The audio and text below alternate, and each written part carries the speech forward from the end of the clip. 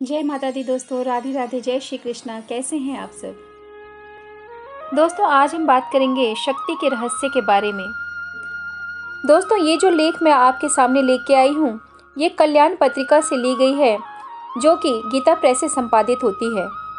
इसके लेखक श्री जय दयाल जी गोयंदका जी हैं। दोस्तों, श्री जय दयाल गोयंदका जी लिखते हैं कि शक्ति के विषय में कुछ लिखने के लिए भाई हनुमान प्रसाद पोद्दार ने प्रेरणा की, किंतु शक्ति शब्द बहुव्यापक होने के कारण इसके रहस्यों को समझने की मैं अपने में शक्ति नहीं देखता। तथापि उनके आग्रह से अपनी साधारण बुद्धि के अनुसार यत किंचित लिख रहा हूँ। आगे गोयंदका जी लिखते हैं कि शास्त्रों में शक्ति शब्द के प्रसंगानुसार अलग अलग अर्थ किए गए हैं। तांत्रिक लोग इसी को पराशक्ति कहते हैं और इसी को विज्ञानंद घन ब्रह्मा मानते हैं।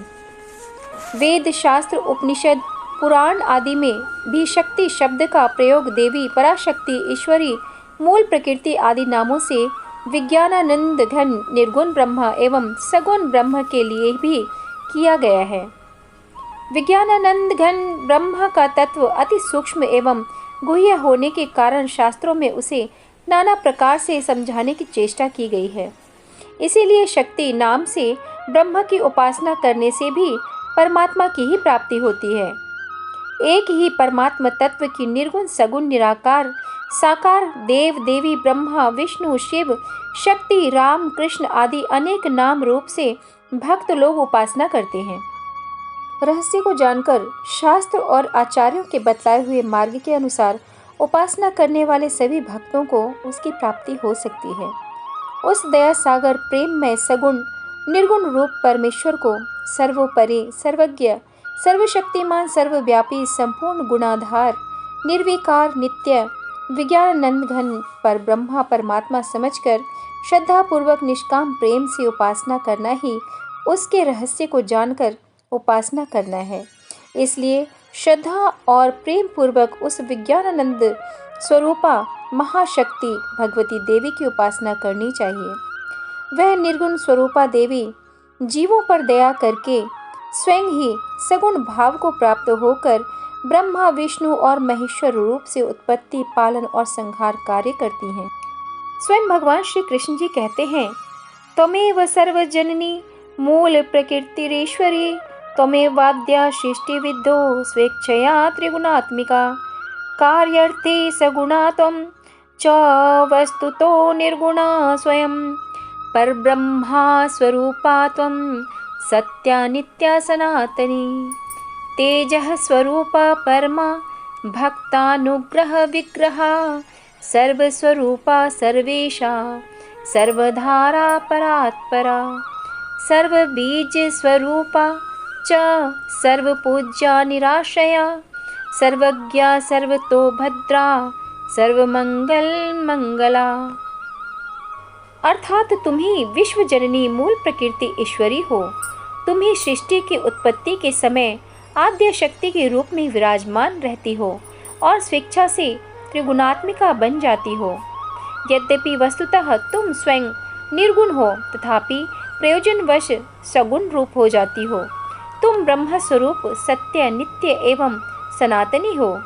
परम तेज स्वरूप और भक्तों पर अनुग्रह करने के हेतु शरीर धारण करती हो।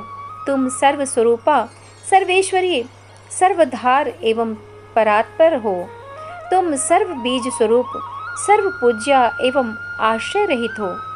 तुम सर्वज्ञ, सर्व प्रकार से मंगल करने वाली एवं सर्व मंगलों की भी मंगल हो। उस ब्रह्म रूप चेतन शक्ति के दो स्वरूप हैं, एक निर्गुण और दूसरा सगुण। सगुण के भी दो भेद हैं, एक निराकार और दूसरा साकार।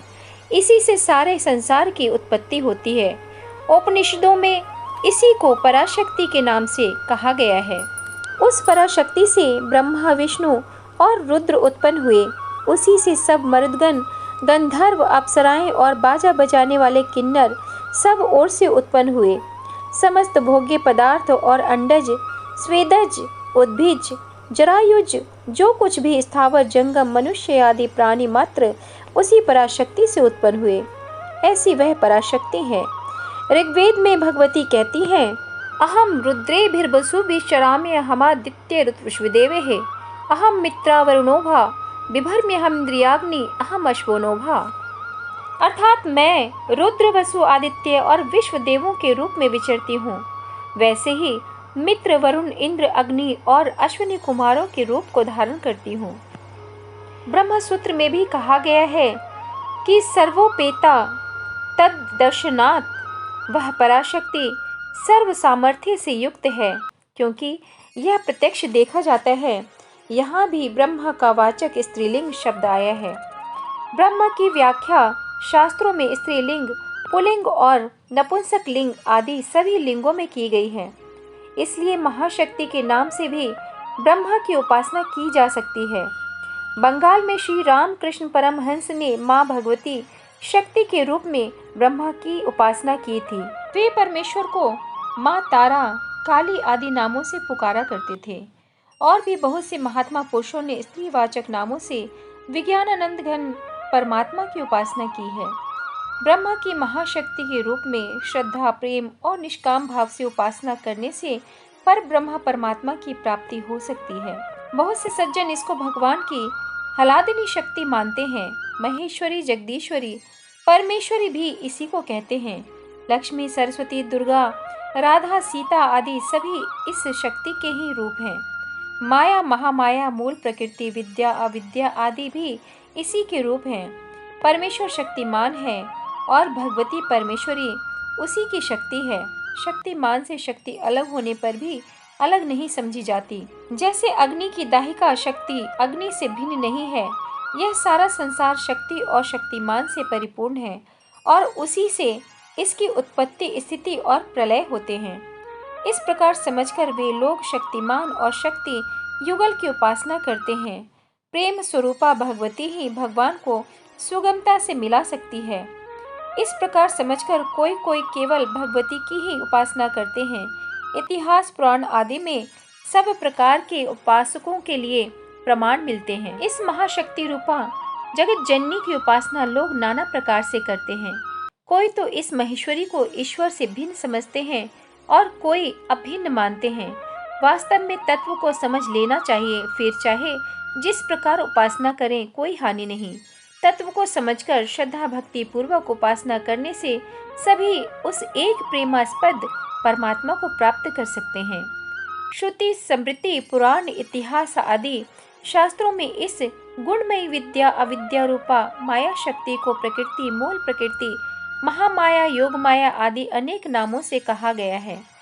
उस माया शक्ति की व्यक्त और अव्यक्त यानी साम्यावस्था तथा विकृतावस्था दो अवस्थाएं हैं। उसे कार्य, कारण एवं व्याकृत, अव्यकृत भी कहते हैं। 23 तत्वों के विस्तार वाला यह संसार तो उसका व्यक्त स्वरूप है, जिससे सारा संसार उत्पन्न होता है और जिसमें यह लीन हो जाता है, वह उसका अव्यक्त स्वरूप है।